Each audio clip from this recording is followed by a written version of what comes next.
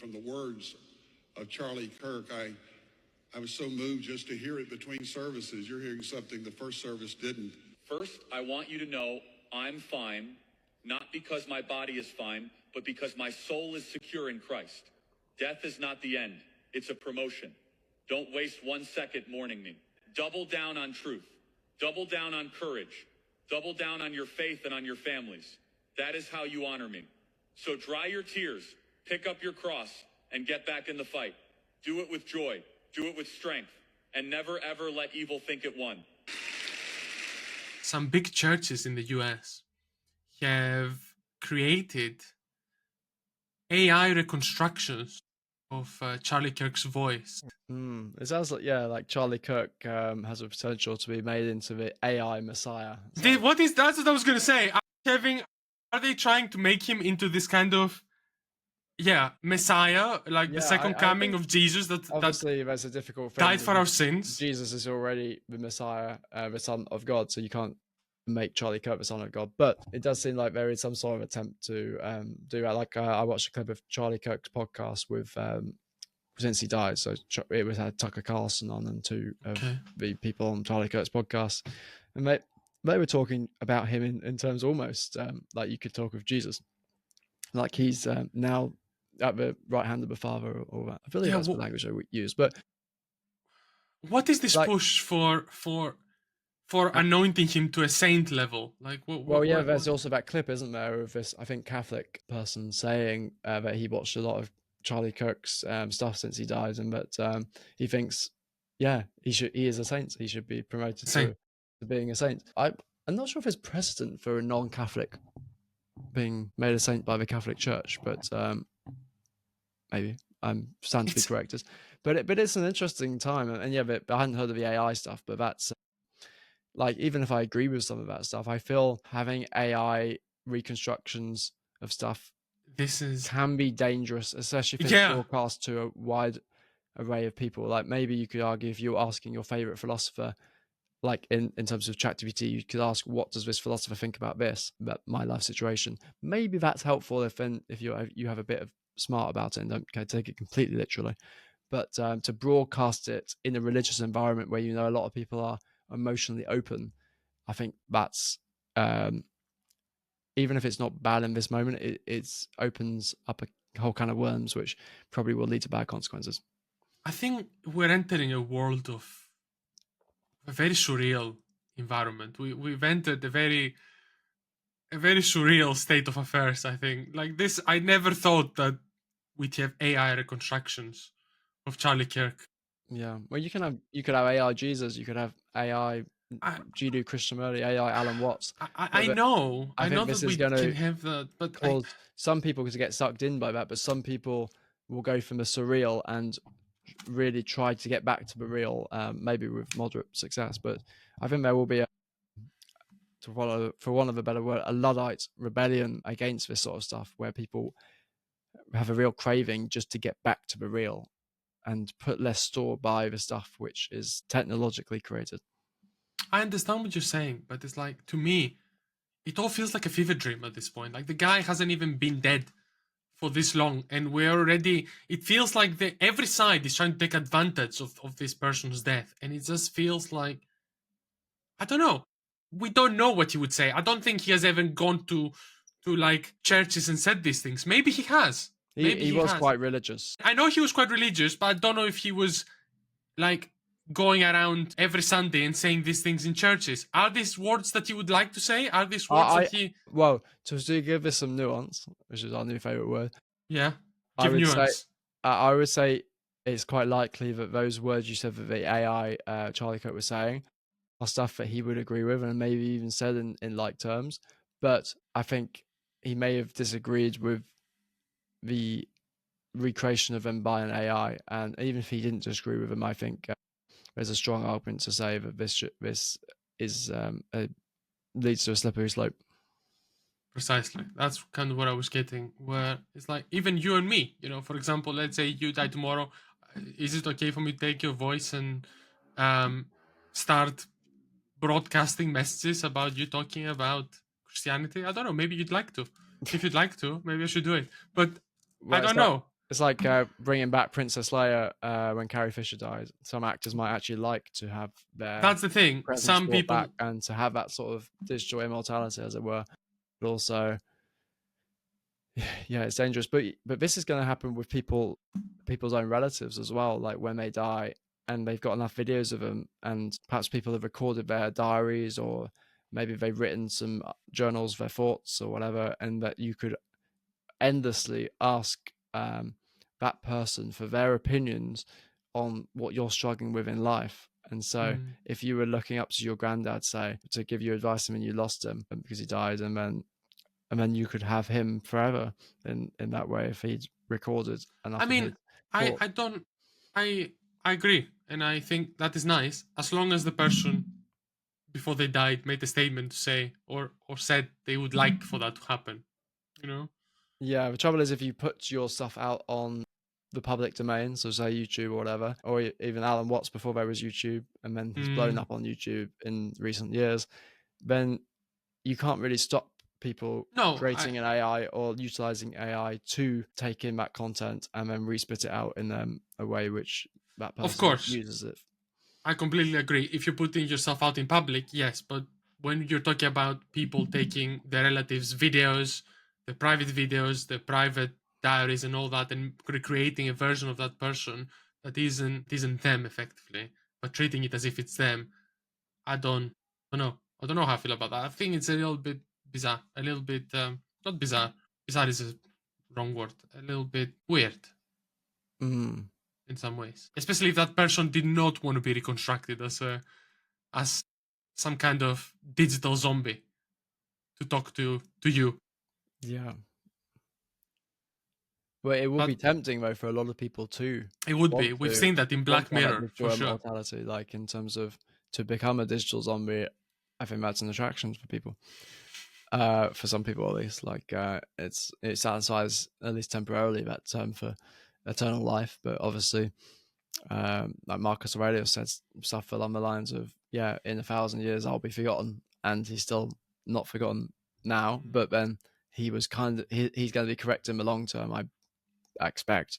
But eventually the Earth will suffer a heat death, and if whether humans have escaped by then or not, then eventually, sooner or later, like even if it's in 1,000,000 years or 1,000,000,000 years or 7 billion years, humans may well die out, and probably all trace of the most famous person ever will have died.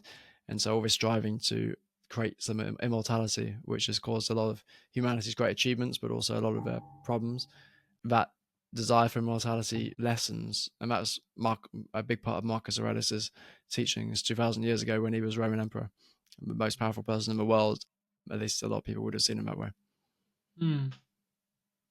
Yeah, you're right. I don't know what else to say on that. I know you like to bring up Marcus Aurelius. He has been a legendary figure for a lot of people. As you say, his teachings have and will continue to inspire people for many centuries to come, until probably, as you say, the last human is alive, if humanity doesn't end up conquering. The thing is, it was just a journal, or it's debated now, but it seems that it was just a journal that Marcus Aurelius wrote. He wasn't trying to mass release it, so that's interesting in that way. He's got some sort of immortality, and now digital immortality as a result of just writing a journal. I think a lot of people, as you say, want some form of immortality. We're also afraid of death, that we all want to kind of survive in one way or another, to not be completely forgotten, to not be completely as if we never existed. I feel like it wasn't even worth it. I think it is tied into purpose and in that way for a lot of people. But again, it goes into the meaning of life and what it is to be alive, I suppose. Yeah, and we haven't got time for that. And we don't have time for that, I think. So we can park that there for today.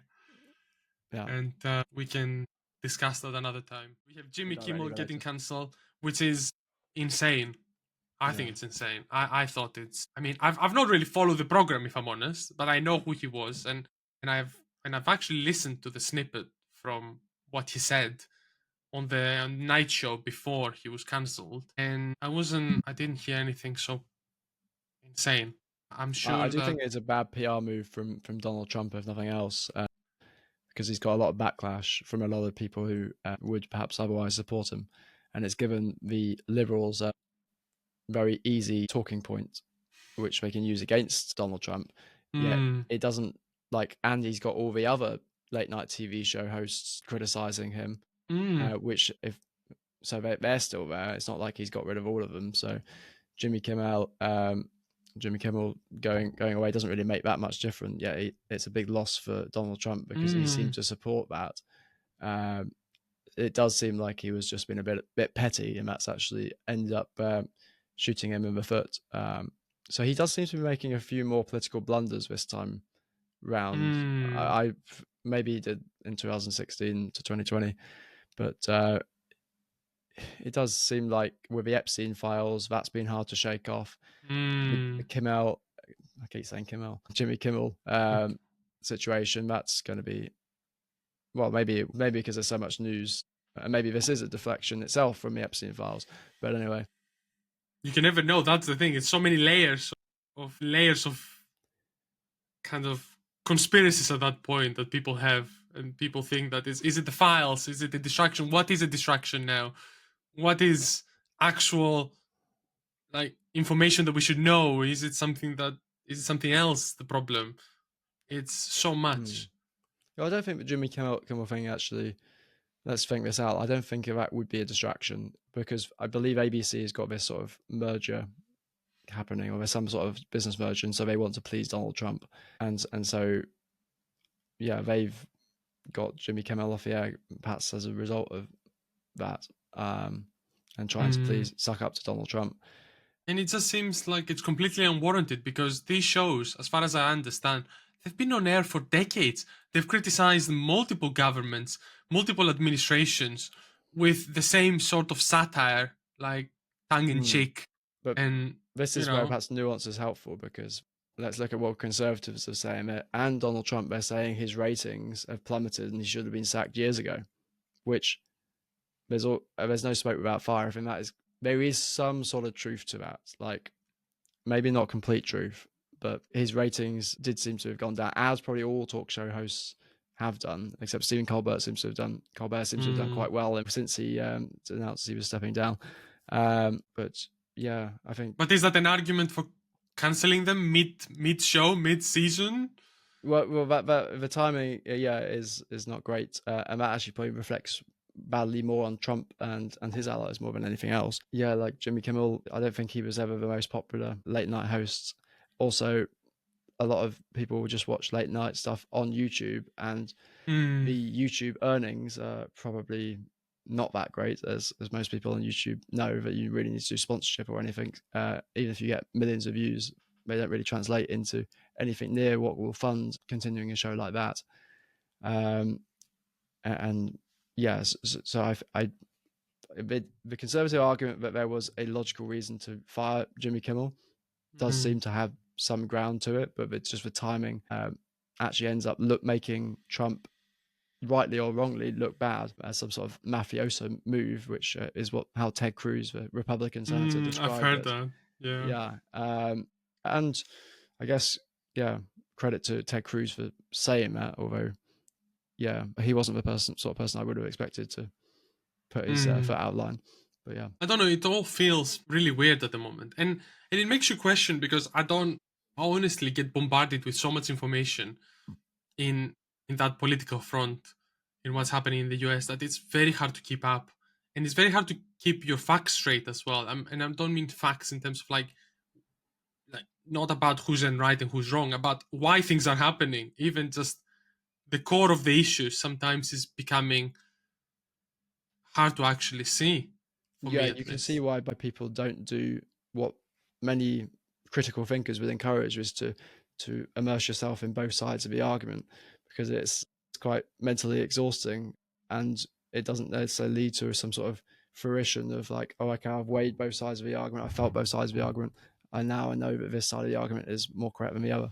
It's just hard to know what to believe once you've sort of waded into both, because both seem to have good arguments both into bad arguments as well. It's quite mentally exhausting.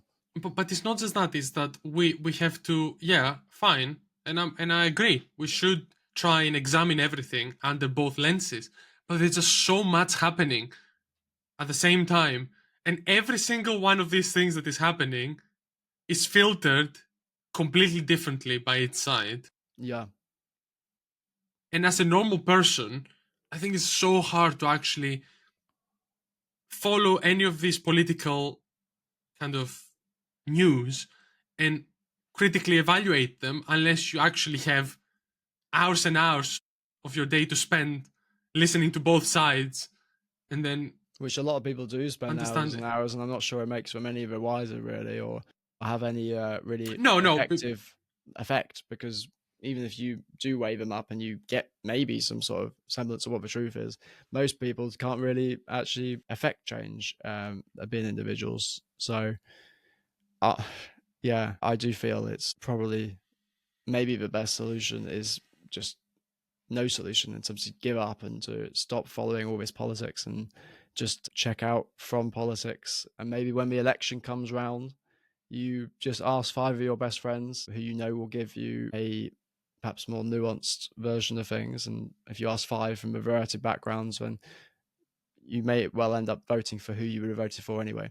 But at least in that interim of 4 or 5 years between elections, you'll have been spending your time in the real world and actually not getting more distorted in your search for truth.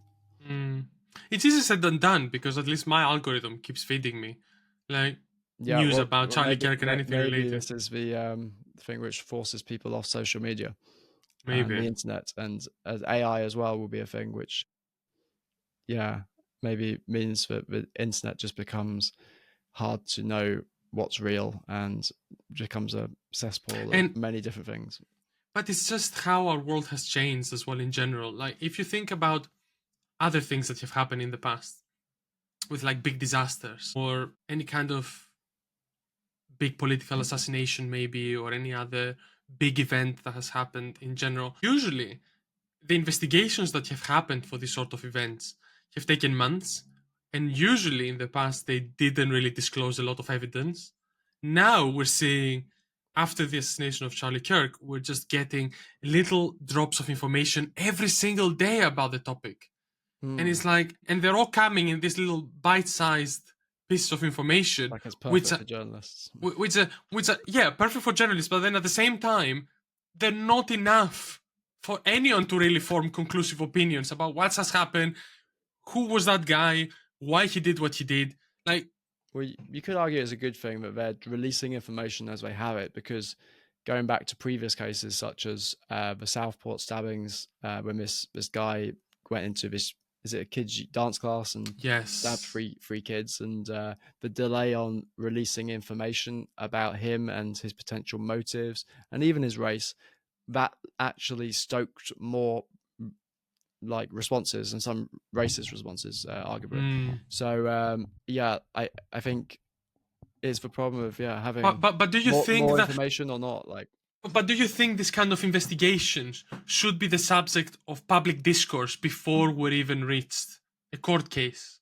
Well, that is problematic, because that's my question. You affect the jury to some degree, at least, if enough, because they're probably likely to be exposed to this. And even ignoring the jury, ignoring the actual court case that will take place, is it good for our public, as a public, for all of us, to be caught in the crossfires of like intense debates and kind of escalating disagreements very often on these topics, while none of us has the full picture, you know?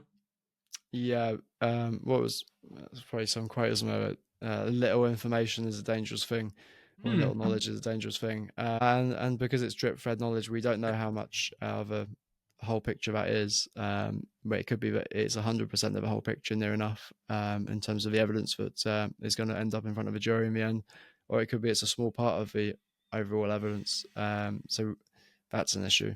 And also, you don't know whether the people releasing the evidence are completely unbiased. I think overall I would say the evidence released is probably most likely true and does reflect his motives, but it is hard to know what to believe in these times, and so I wouldn't be completely surprised if it wasn't completely true and it was helping stoke a narrative. And that's the thing. And I will say that both sides of the political spectrum in this case are responsible for doing this. Both sides, both the right and the left, after the assassination of Charlie Kirk, seem to want to paint a picture that this guy was from the opposite side of the political spectrum. And you see both sides trying so hard. I've seen like videos from people on both sides making their cases on why the person was right wing, or why the person was far right wing, let's say, or why the person was far left wing. And it's like, I don't know. I don't want to make. I actually don't want to make a decision. I don't want to be pushed. I don't want to be forced to have my mind made because people think a certain way or want us to think a certain way. I think we should wait. Yeah, well, in a way, you don't need to have an opinion on it. Like, part of the problem of the modern world is we feel we have to have an opinion on everything. Maybe you're right. Even Yeah, I don't need stuff to. we don't have full information about, and often, if that's the case, if we don't have full information, we end up forming an opinion which is the opinion we hope that our friends will like. And if we're liberal, that's our liberal friends, and if you're a Republican, that's your Republican friends. But it's not just that. Sometimes even us that we're making a discussion here, because we're making a public discussion in our podcast, a lot of people might hear our discussion and say, "Oh, you guys are completely uninformed. You shouldn't be, saying these things if you don't know what you're talking about." And I can understand this kind of sentiment. This is why it kind of puts you in a position of wanting to kind of make a decision on what's your stance on something. Yeah, the trouble is, if you come from that motivation of fearing not sounding like an expert, and so you go try and get more information, that will often result in you getting more information. And I feel often the experts disagree with each other, as well as the muggles, as it were. The muggles. Harry Potter Muggles. reference. Yeah, like I think maybe you could argue if you spent years and years and years studying one thing, then you would have a quite high likelihood of having 99% mastery or knowledge over a certain area. But most of us who try and go out there and get more information because of a motive of not wanting to look bad is probably not going to end up working on multiple levels. And I think, it can be harmful. And I think actually what we try and do on the podcast, hopefully, is also try and bring it back to stuff, which means we don't stuff which is more like value-based and virtue-based, rather stuff which works long-term and maybe compassion-based, rather than stuff which is about knowledge and is temporary and contingent on stuff. Yeah, if that makes any sense. It does. I agree. I mean, I do hope that we're trying to bring some nuance in our discussions in our podcast, because to be honest, it's easy to kind of get sucked into it all and kind of form an opinion that you then, because when you form an opinion, you kind of want to defend that opinion. That's the problem, I think, for most people. They want to defend that opinion, even though it doesn't really affect them. How, we don't live in the US. This is not our life. We're not part of that. Well, even if you lived in the US, you could argue most citizens, it doesn't really matter that much. Obviously, it's sad that Charlie Kirk got killed. Well, it should be, I think. But other than that compassion, which is a natural human response, all this extra other information, which helps create a narrative and spins that emotion into pro this side or pro that side, that's perhaps where the problem comes. So the pure emotion, the pure natural response is perhaps the good starting place, but that can be manipulated. That now that you mentioned compassion, it reminded me of the comments that a couple of people left in our previous episode where we talked about Charlie Kirk's assassination, where Sarah with an H commented that empathy isn't compassion. Empathy is like, I can feel someone's anxiety like it's my own. The difficulty with empathy is if I didn't know that wasn't my anxiety, I'd probably react badly, while compassion makes me react in a more heroic way. I wasn't very sure about this because I think I can see what this person is saying in terms of empathy can propagate negative emotions inside you as well and create an environment where you're experiencing negative emotions as well. And therefore, you cannot help someone if you're also feeling the same emotions as them. But then at the same time, in my mind, let's put it that way, I think in order to have true empathy for someone, you should surely feel compassion for them as well. I wouldn't say they're the same thing. Otherwise, maybe you could make the thought experiment that can a robot have compassion but not empathy? Because a robot may be able to know what's wrong with you and know how to help you out of that situation and be able to help you out of that situation, but not feel in the same way as you are feeling, or the person And that's the helping thing. is feeling.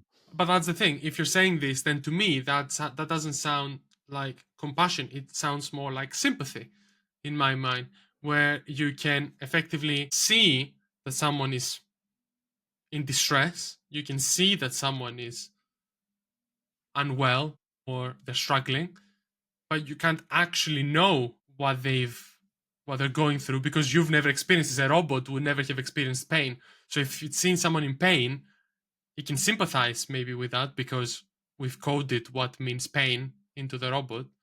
But then the robot doesn't have an actual experience of, I don't know, feeling physical pain in this case. That's how maybe I say it. I'm not sure. I don't think it's a definitive answer. No, it's an interesting debate, and like I'm not sure whether it's a helpful debate because I feel the natural response to stuff often is empathetic, and I would say that's often also compassionate. I'm not sure I see these distinctions as particularly helpful. Like you could argue your definition of compassion is different than my definition of empathy or whatever, or but these are all definitions, and hopefully in a way they're trying to describe a feeling which just comes out before definitions, and I think that feeling is natural and it's hard to train out of someone completely. Like you could sort of block it maybe or justify why it would be beneficial not to have that shared feeling too amplified, because otherwise you're going to be sad all the time. You could also argue maybe I'll just be empathetic to certain people because based on the people that I can actually affect control over in terms of the people local to you, that you can have an effect over their lives maybe because they're local to you and you can help them directly. Whereas people in war zones, it's maybe unhelpful to have empathy for them, and if you allowed yourself to have unrestricted empathy, then you would be sad all the time. I'm not sure that's true, but you could see that argument. No, it's good to bring it up because we mentioned it in our last episode as well when we brought it up in terms of Charlie Kirk saying he doesn't believe in the term empathy and that he thinks it's a new age term and that he believes more in sympathy. I wanted to bring something else into this conversation. You know, in Greek, in modern Greek, the word empathy doesn't have the same meaning as it has in English for people in English. So firstly, how do you say the word in modern Greek? I'll tell you now. In Greek, it's the same word. We use the word empathy. In Greek is empathia. Empathia in Greek, though, does not mean it's not a good thing. Okay. We use it when we don't like someone. We use it as a term of aversion and dislike against someone. So I'll say that I have empathia against you, not that I have empathy towards you. Interesting. In this case. So I actually went into the rabbit hole with this one because I was reading why is it so different? Why is empathy and empathia in Greek so different than it is to English? And it's because apparently some people theorize, this is not 100%, don't come at me if I'm not 100% on this. But what I was reading was that apparently it has to do with the word passion because it has the word comes from the word passion, which has the same meaning in Greek as well. So the word pathos in empathy and passion, yes, both PA starters, they're both related to each other. So on that level, at least compassion and empathy are connected etymologically. Exactly. And in Greek, passion used to be something that is considered as good. You have passion for something. You feel passionate towards something.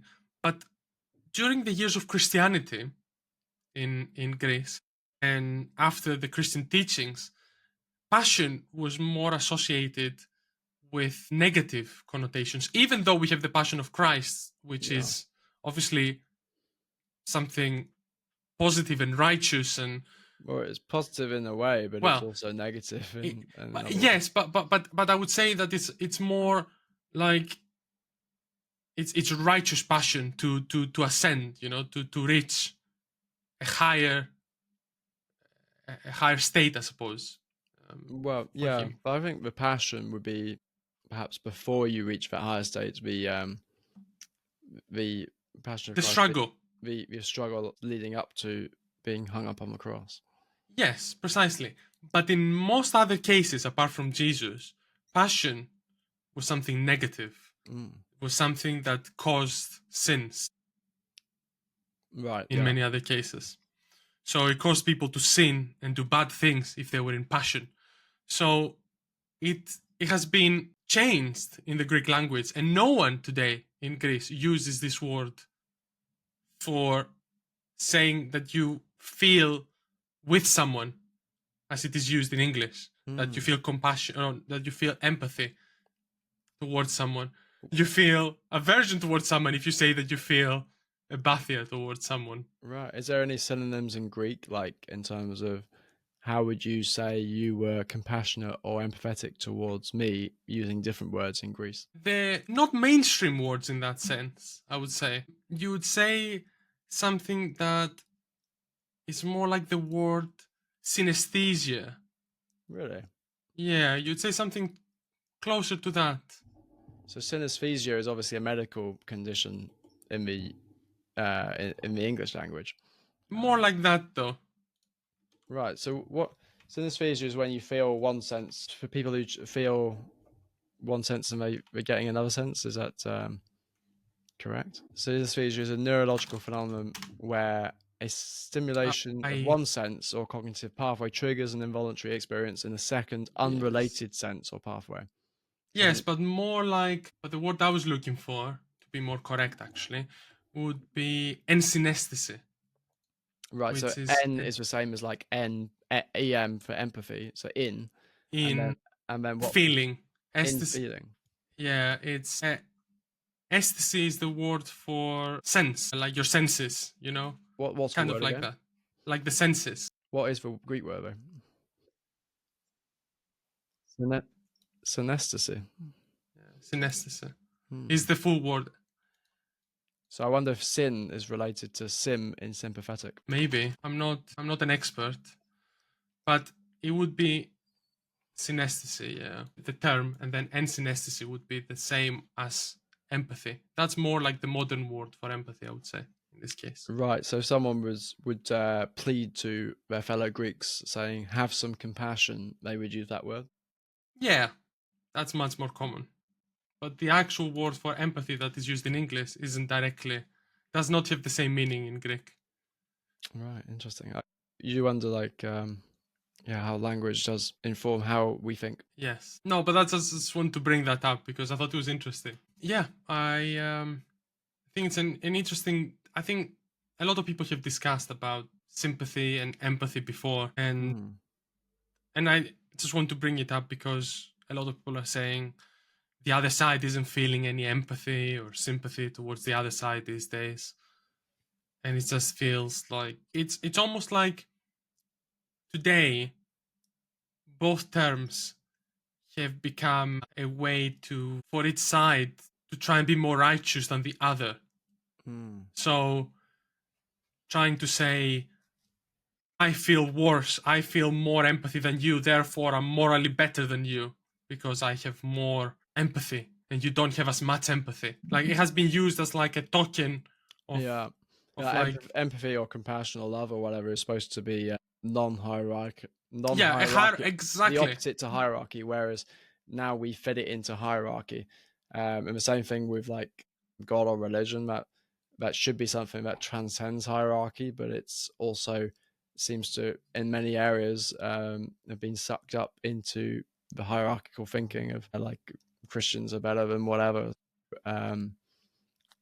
Yeah, you might have, maybe some people would argue that Christianity would be the thing which can unite left and right on politics. But if the left and the right use Christianity to say we're compassionate Christians because we're on the left, or we're righteous Christians because we're on the right, or whatever, that's using Christianity for your own political bent. And I think that means it's a sign that you haven't fully understood the religion, or that you're got something else going on. And as you say, and I think it's all just a virtue signaling game that everyone plays. Everyone is trying to be more morally superior than well, I'm sure Jesus said some stuff about that. I know he said like don't pray in public, because do stuff behind closed doors. I think there's a lot of virtue in that, or wisdom in that. So yeah, I think probably a lot of Jesus's teachings actually help in such a time of such polarization and such obsession with hierarchy and being better than the other, or feeling that you're more virtuous than the other. The trouble is when you take that and say like your religion is the best compared to other people's, then you're taking ideas rather than actually living the religion, which if you're living it, then I feel it doesn't so much cause these debates. Now that we need to get back to actually living things, and rather than throwing ideas at each other, and sort of focusing on our own lives and maybe our immediate community, rather than the big macrocosmic political, technological, social landscape. I know I was thinking about that as well. We talked a little bit about it in our previous episode about trying to focus more in our communities, but a lot of people will argue against that and say we are living in a world where everything is political, and everything that happens in politics arguably does and will affect our small communities. So it's hard to say to people like we think it does, and maybe it does, but I think it's worth unpacking here, because even things like Brexit, which I voted against, the only member of my family that did, I don't feel Brexit really affected my life personally or anyone I know. Like obviously it probably did affect people I know, but anyone I've actually spoken to in my immediate community, it didn't really affect. And that was supposed to be a really big political decision, and I'm sure it had ramifications for a lot of people, and maybe made the economy a bit worse. But I'm putting this out there to suggest that politics doesn't make as bigger an effect as we think, and perhaps this obsession with politics and the need we put behind it, the emotion we put behind it, is creating a lot of problems, which are the problems that we then try and solve with politics again.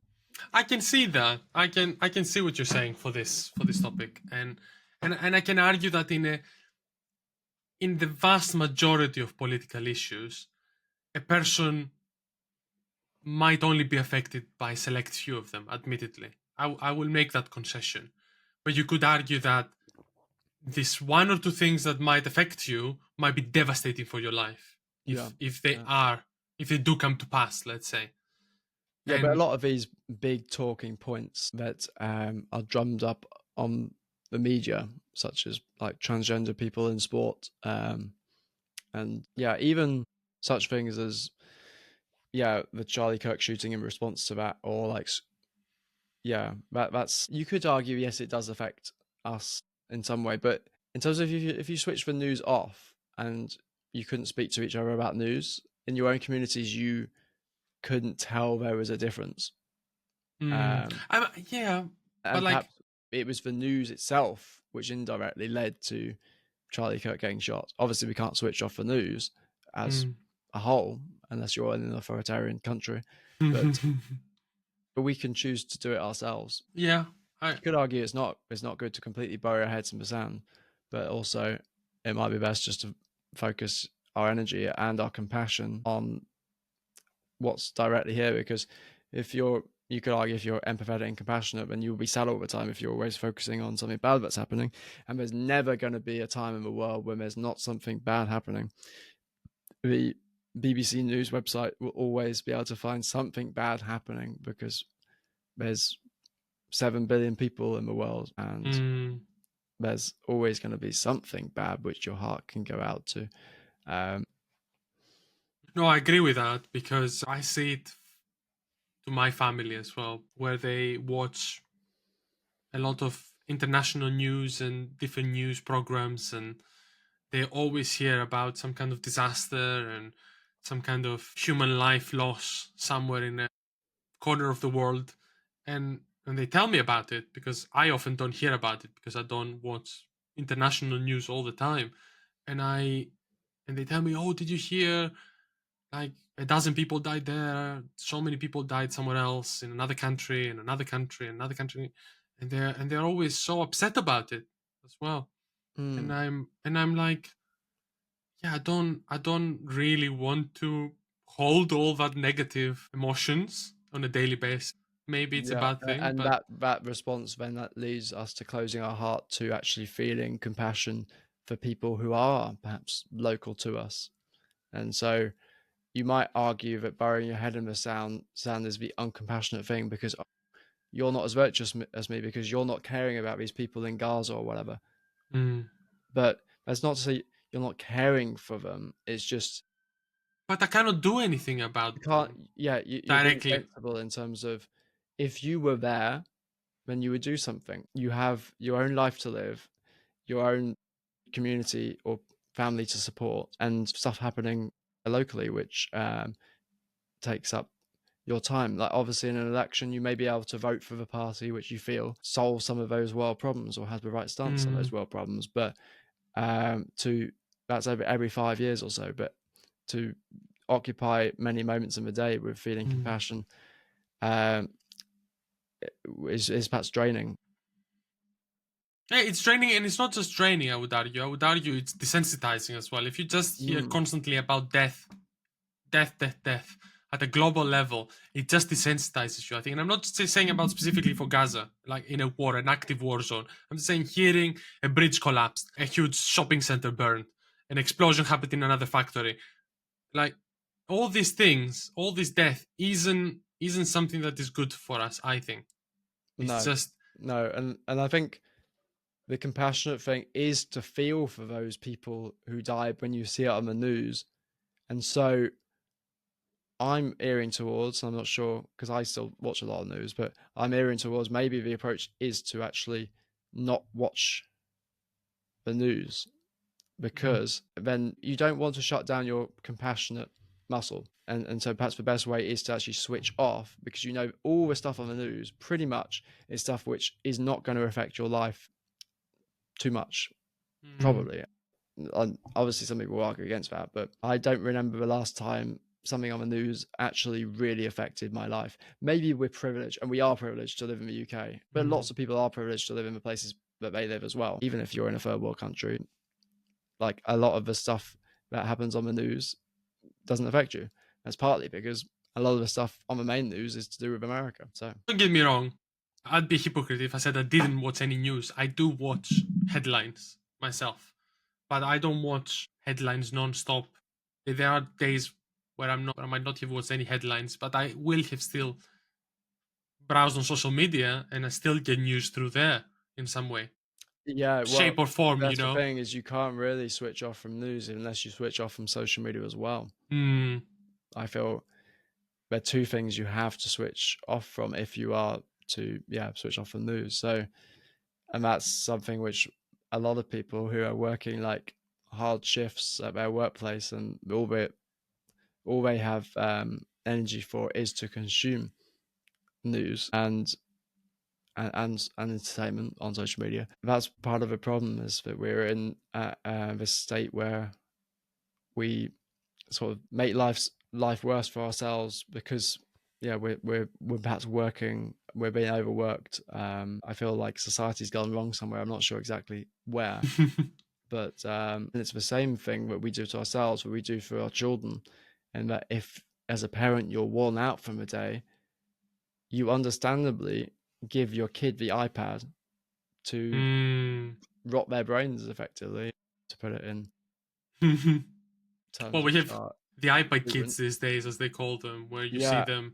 everywhere you go. I go to have a bite to eat somewhere outside, and I see, and I don't blame them, you know, in some ways, but I can see children cannot even have dinner without having an iPad in front of them, which is a bit sad. Yeah, and our I brains cannot are still say, developing to like 24, so yeah. to do it at such a young age, I think is some sort of child abuse. But it's like, if I I don't had want to blame children, them I may because well I do think, it. yeah, exactly. Don't throw the first stone if you're Exactly, yeah. if you But- haven't sinned. But that doesn't also mean that you can't acknowledge raise it something a as massive bad, you debate know. as something. Yeah. Because teacher, like in the staff room this week, me and a few teachers were talking about this exact problem, and the year 6 teacher and the reception teacher agreed that kids every year are getting worse. Really? The distraction, behavioral issues.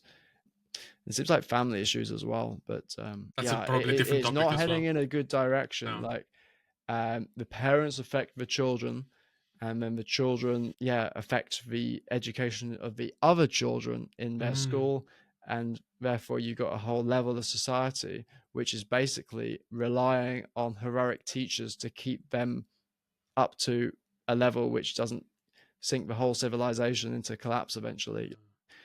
Teachers, I think, are the superheroes in that if you didn't have these type of people supporting children and trying to counteract some of the problems are imposed by society, I don't know if that's the right word, but yeah, are happening, then Britain would not be great for much longer. You could argue it's not great now, but really, if you don't have those teachers, and arguably we got problems with teaching as well, but if you don't have those teachers, then you haven't got a great Britain to look forward to. Which is sad.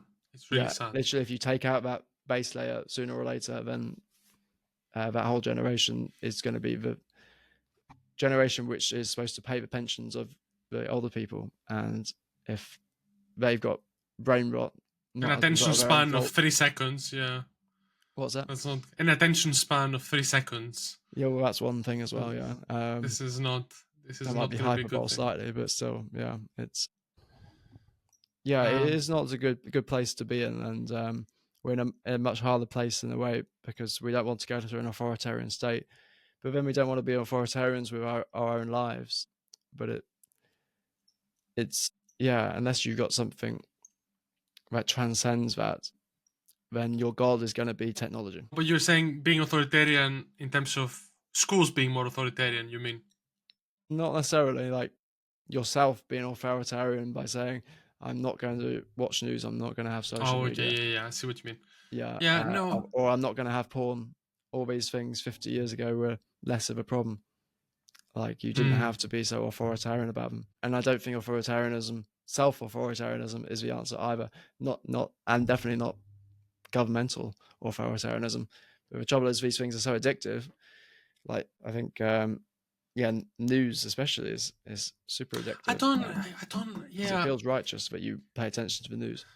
But you say authoritarian, and I don't like the word authoritarian. I would prefer, like, you say being authoritarian, but would you say if someone is trying to be moderate and have moderation in their life is authoritarian? But because to be moderate and have limits, you need to have some degree of limits for yourself. Are these limits authoritarian? Yeah, I don't know. I think they can be unhelpful, but they can also be like to have something, to have a food in moderation. You have to say at some point, I'm gonna stop eating pizza after the 5th piece, after the 5th slice. Like, is that being authoritarian with yourself? If you're trying to be moderate, to experience the pizza in moderation. Yeah, well, I think if you were to ban pizza outright, then there's a chance that is authoritarianism. But if you're trying to get smart about it and truly listen to your body, and so if your body says, I want pizza, the perhaps brave decision is to actually allow it to have pizza. If you ask it again and your body says, yeah, I want pizza right now, I'm feeling a pizza, then you could say, would some other healthy food actually solve that? Maybe you could have that first. If not, then have the pizza. But then while you're eating the pizza, you're mindful and not watching TV. so that you can be mindful that when there's a You point where hit you your feel, limit. you ask your body again, do I need more pizza? Not sure. Okay, I'll wait 5 minutes. Do I need more pizza? Probably not now.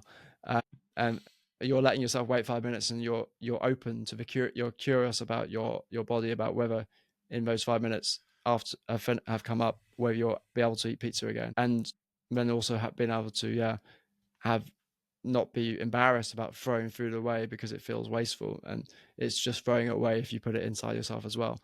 But also storing it, having these solutions, these practical, cheap, simple solutions to these everyday problems, such as storing meals when you feel you've eaten enough and eating that at a later time, and actually then making it easier for yourself because you don't have to cook another meal in future. But yeah, watching TV and also eating, I do it. So I'm a complete hypocrite. But I'm not overweight, so I don't have too much of an issue. But I do sometimes, eat maybe more than my stomach says because I'm not paying attention. Yeah, that's the thing. This is Attention. because I was tired from working. So Yeah. I completely understand this is a difficult thing. We do so many things because of routines without being fully like in control. Like I watched an interesting video where someone was talking about how, I don't know if you must have experienced this. You drive a car, where you drive your car, and then at some point you realize that you've done maybe a quarter of your distance that you're driving, but if you try to remember it, you don't actually remember of you actually driving. You are actually doing it while effectively your conscious brain being switched off. Your attention not being, I don't know if it has happened ever to you, but to me it has happened so often driving to work and back. I wonder if it's because you got a routine route. Yeah, maybe it has to me. like sometimes I'll think, I don't know how I got here. I just got here. But if you ask me to remember what was happening there, I can't tell you that I remember me driving. I was just driving. Okay. Maybe it does happen to me. I don't remember it being a pronounced feeling of shock, but I had a pronounced feeling of shock. Sometimes it was completely, like, complete autopilot for me. It has happened so many times, and I think, where was my attention? But I was driving. I was actually driving. The car was driving. I was there. I was, changing lanes, stopping in traffic lights, all that. But my actual conscious mind was nowhere near. Was gone. Was something else, listening to music or something. Right. It's shocking, but I'm just bringing that up to just say that we do so many things because we have this, as you said, daily routines where our attention isn't there. We just do them because we've done it the previous day and the previous day and the previous day. So it's an actual interesting point about people's lives and how our routines kind of, and if you do even a slight change in those routines, it can really make a big impact in your life, as you say. Yeah, think about those routines which you do every day, and maybe that requires listening to your body a bit more, or it might require you to buy something cheap or make something cheap that actually ends up saving you a lot in the long run. So it doesn't need to be, you can get really smart about this stuff, and sort of, if you're curious and you ask, if you identify a problem, if you're curious when you identify a problem, and then if you're curious again, then you can find potential solutions to that problem and test them. Maybe they don't work, but sometimes they do. And so you're just getting smarter every day about this stuff, and it's probably a never-ending process, but it's quite nice building all these little hacks into your life. I don't really like the word hacks, but stuff which small things which make a big impact on the long term. So like, I guess that's an investment strategy, isn't it, really? Like just looking at what has the minimal investment but ends up creating a long term snowball effect. Effect.